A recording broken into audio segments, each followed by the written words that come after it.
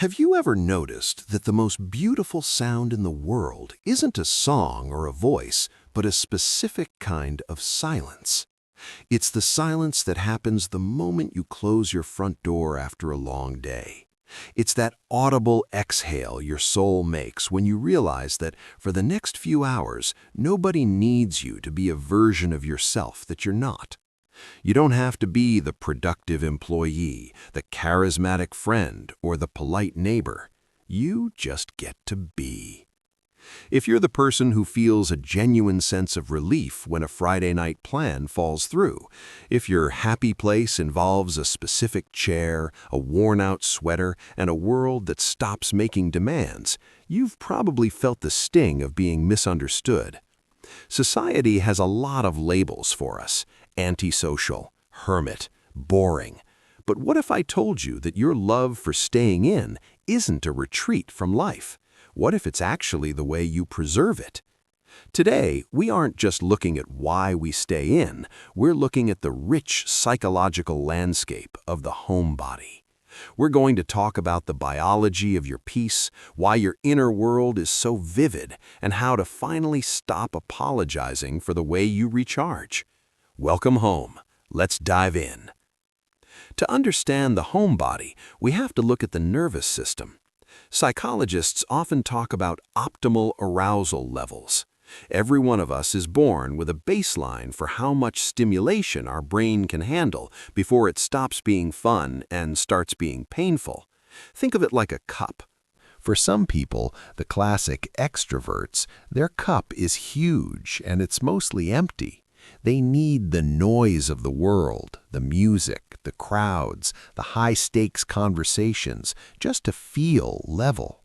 But for you, your cup is already 3/4 full just from existing. You possess what's often called high sensory processing sensitivity.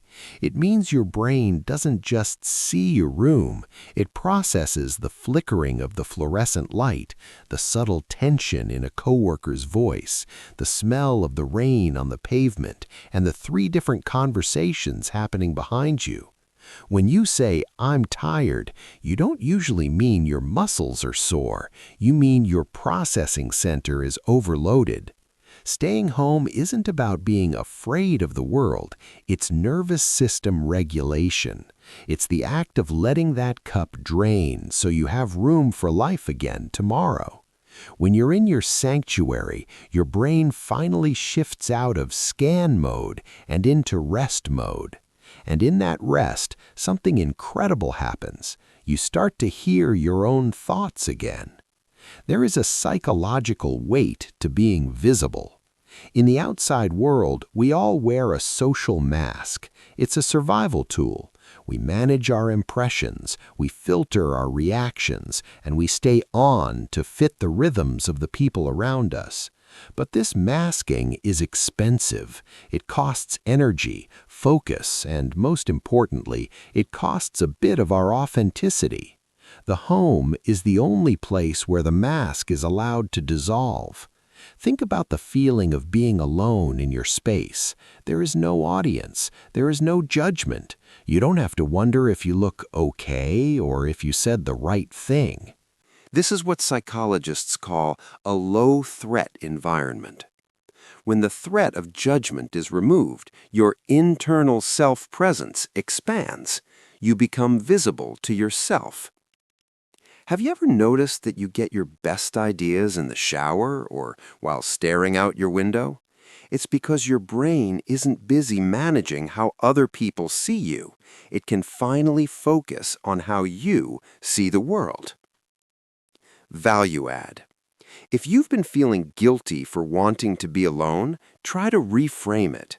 You aren't avoiding others. You are prioritizing the version of you that doesn't need to perform. That version of you is the most honest one. We've all heard of FOMO, the fear of missing out. It's the engine that drives our modern world. It tells us that if we aren't out there, we aren't living. But there is a quieter, more powerful counter-movement called JOMO, the joy of missing out.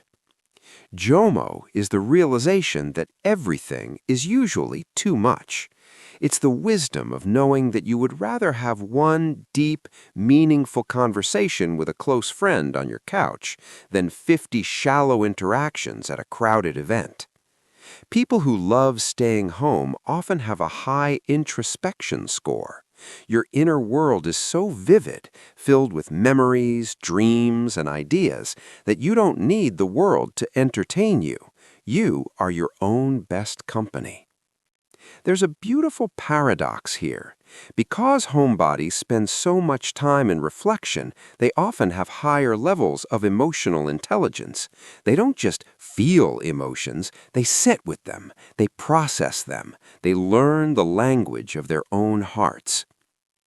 While the world is rushing from one distraction to the next to avoid feeling uncomfortable, you are at home, learning how to be at peace with yourself.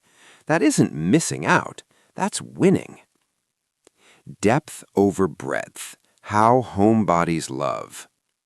There's a myth that people who stay home are lonely or bad at relationships. In reality, it's often the opposite. Because your social battery is precious, you don't waste it on people who don't matter. You don't do acquaintances very well. But for the 3 or 4 people who are in your inner circle, you love them with a fierce, quiet intensity. You are the friend who remembers the small details. You are the partner who notices the shift in a loved one's mood before they even say a word. Because you have cultivated a sanctuary at home, you become a sanctuary for others.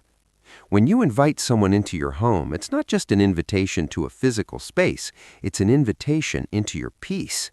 You value the kind of connection where silence isn't awkward, where you can both be in the same room doing different things and feel completely connected.